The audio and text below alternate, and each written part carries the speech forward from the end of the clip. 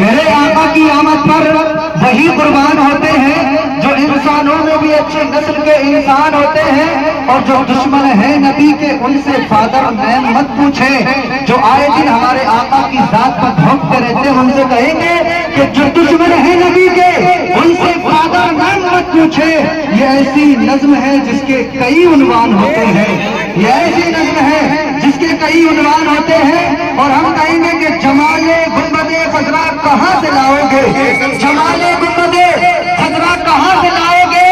اور نبی سے ہٹ کے اجالا کہاں سے لاؤ گے، نبی سے ہٹ کے اجالا کہاں سے لاؤ گے۔ اور تمام عمر پکارو اذان کعبے سے، تمام عمر پکارو اذان کعبے سے، مگر بلال کا لہجہ کہاں سے لاؤ گے، مگر بلال کا۔ اللہ اکبر،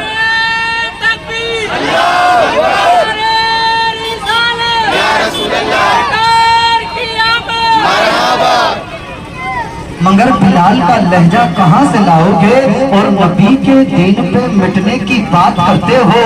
نبی کے دین پہ مٹنے کی بات کرتے ہو۔ ارے حسین جیسا کلیجہ کہاں سے لاؤ گے،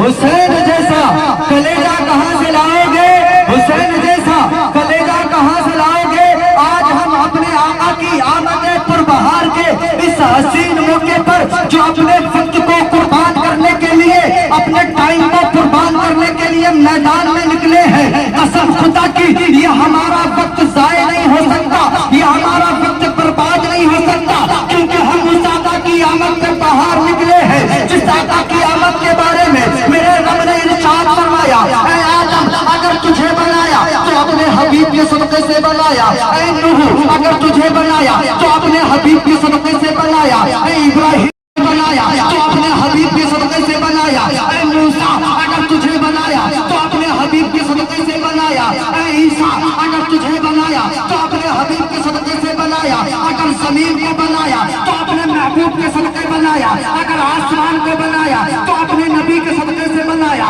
اگر ہوا کو بنایا تو آقا کے صدقے سے بنایا، اگر آگ کو بنایا تو آقا کے صدقے سے بنایا، اگر پانی کو بنایا تو آقا کے صدقے سے بنایا، اگر کائنات کے ذرے ذرے کو اگر بنایا گیا تو مصطفیٰ کے صدقے سے بنایا گیا۔ بلکہ یہاں تک اللہ تعالیٰ نے ارشاد فرمایا کہ اگر میں اپنے محبوب کو پیدا نہ کرتا تو میں اپنے رب ہونے کا بھی اظہار نہیں کرتا۔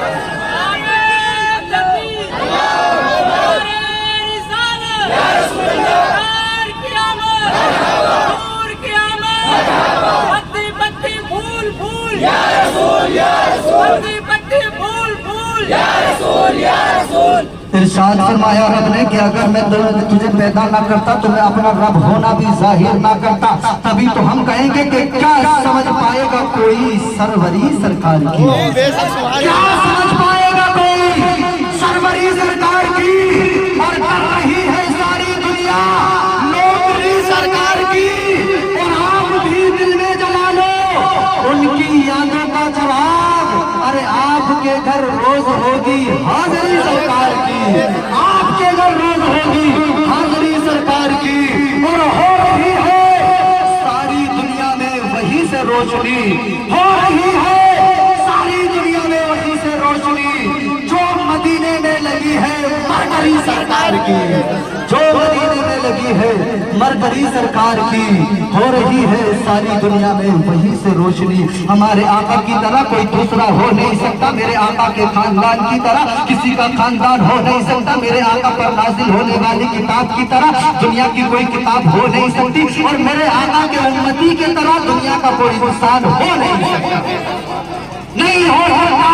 کیونکہ آج اگر دنیا کے اندر ہمیں عزتیں دی جا رہی ہے، ہمیں وقار دیا جا رہا ہے، ہمیں بلندی دی جا رہی ہے، تو یہ سب میرے نبی کی عطاؤں کا صدقہ ہے، یہ سب میرے نبی کی بلندیوں کا صدقہ ہے، اور میرے آقا نے جو ہمیں مقام دیا ہے، ہمیں عزت دی ہے، یقیناً وہ عزت ایسی ہے کہ دنیا والے دیکھیں گے تو ہماری پہچان ہمارے آقا نے تو ایسی بتائی ہے۔ بس میں آخری جملہ پیش کر دوں، میرے آقا کی بارگاہ میں صحابہ اکرام نے कहा था, या रसूल अल्लाह, हमने आपके चाहने वालों को, आपके दीवानों को, आपके मस्तानों को दुनिया में देखा है, लेकिन या रसूल अल्लाह मैदान महशर में अगर आपके दीवाने की जरूरत पड़े, आपके मस्ताने की जरूरत पड़े, तो आका हम आपके दीवानों को कहाँ देखें? आका अपने दीवानों की पहचान बता दो। तो शफाअत नगर के सुन्नी जिंदा दिल मुसलमानों, अपने नसीबे पर नाज करना चाहिए। मेरे आका ने इरशाद फरमाया था, कहा था मेरा दीवाना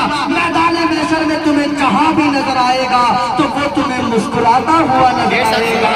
शायर कहता है कि बरोज़े हश्र होठों पे हंसी मालूम होती है, बरोज़े हश्र होठों पे हंसी मालूम होती है, और ये उम्मत तो रसूल पाक की मालूम होती है, ये उम्मत तो रसूल पाक की मालूम होती है। मदीना जिसने देखा है वो जब जाएगा जन्नत में